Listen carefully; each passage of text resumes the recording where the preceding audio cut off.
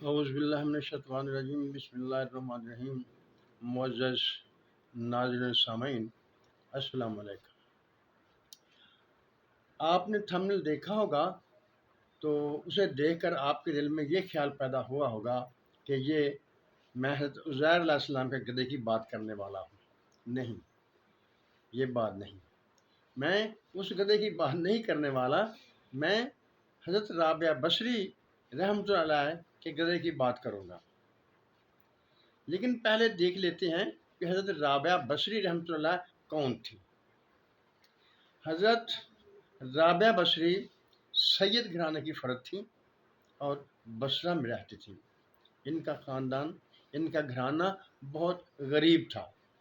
اس قدر غریب تھا کہ جب حضرت رابعہ بصری کی پیدائش ہونے والی تھی تو ان کے گھر میں اتنا تیل نہیں تھا کہ وہ دیا جلا سکے۔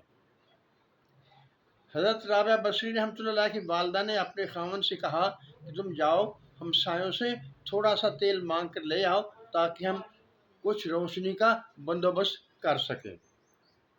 وہ بیوی کے کہنے پر ہمسایوں کے گھر کی طرف چلے تو صحیح، لیکن ان کا دروازہ نہیں کھٹکھٹایا، کیونکہ انہوں نے فیصلہ کر رکھا تھا کہ میں اللہ کے سوا کسی سے کچھ نہیں مانگوں گا۔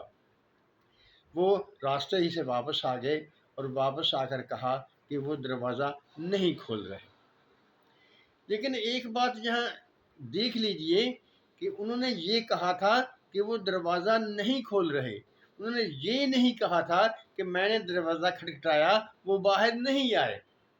بات تو صحیح ہے کہ وہ دروازہ نہیں کھول رہے تھے، وہ اپنے گھر میں سوئے ہوئے تھے یا اپنے گھر میں بیٹھے ہوئے تھے، وہ دروازہ کھول نہیں رہے تھے۔ یہاں کسی جھوٹ کا ان کے ذمے لگانا وہ درست نہیں ہے۔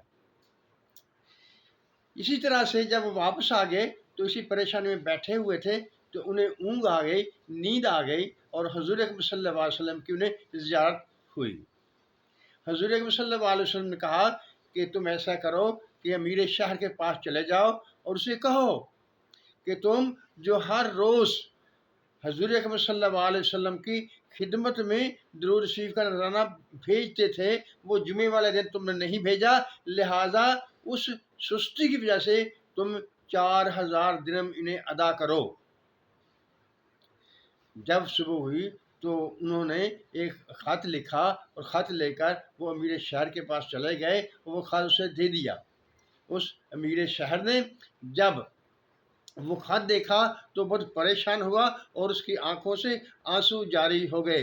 وہ خوب جی بھر کر رویا، لیکن بعد میں اس نے 4000 دینار ان کو ادا کر دیے، جس سے ان کا مسئلہ حل ہو گیا۔ حضرت رابعہ بصریہ رحمۃ اللہ کو نصف قلندر بھی کہا جاتا ہے، کیونکہ وہ اللہ تعالیٰ کی عبادت میں ہر وقت مصروف رہا کرتی تھیں اور انہیں حضرت اللہ تعالیٰ سے عشق کی حد تک لگاؤ تھا۔ آہستہ آہستہ وقت گزرتا رہا اور حضرت رابعہ بصری رحمۃ اللہ کے والدین وفات پا گئے تو ایک ظالم شخص نے ان کو لونڈی بنا لیا۔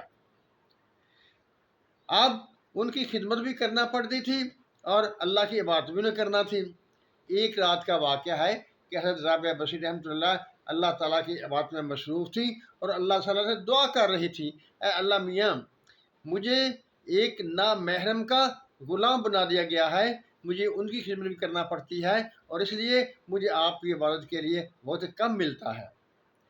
اتفاق سے وہ گھر کا مالک جو تھا اس نے یہ بات سن لی۔ جب صبح ہوئی تو اس نے حضرت رابعہ بصری رحمۃ اللہ سے کہا کہ اگر تم چاہو تو یہاں میرے پاس ہمیشہ رہ سکتی ہو، تمہیں کسی قسم کا کوئی کام کرنے کی ضرورت نہیں ہے، اگر تم چاہو تو میری طرف سے آزاد ہو تو تم جہاں چاہو جا سکتی ہو۔ وقت گزرتا رہا اور حضرت رابعہ بصری رحمۃ اللہ کے دل میں خانہ کعبہ کی زیارت کا اور روضہ رسول پر حاضری کا شوق پیدا ہوا، تو انہوں نے سفر کے لیے وہ تیار ہو گئیں اور ساتھ گدا لے لیا۔ اس زمانے میں سفر بہت مشکل ہوا کرتا تھا، کیونکہ حضرت رابعہ بصری رحمۃ اللہ کا زمانہ جو ہے وہ پہلی صدی ہجری کا ہے۔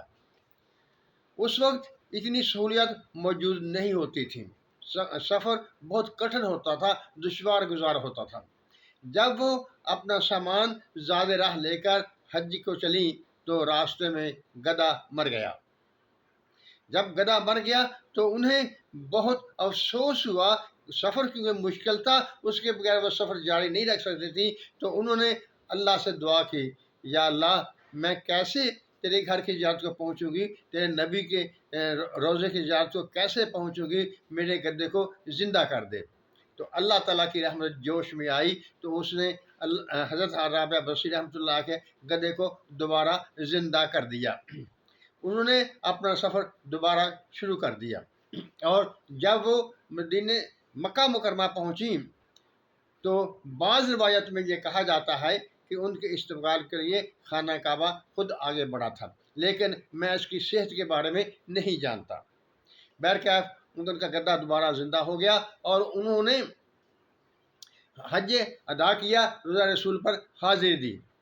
ये क्योंकि वो एक सादात घराने की फ़र्द थी, उन्होंने सारी ज़िंदगी ज़ुहद में गुजारी और सारी ज़िंदगी शादी नहीं की। अल्लाह ताला उनकी बरकत, उनकी तफ़ैल, उनके वसीले से हम पर अपनी रहमतों की बारिश करे। आमीन। अल्लाह हाफ़िज़।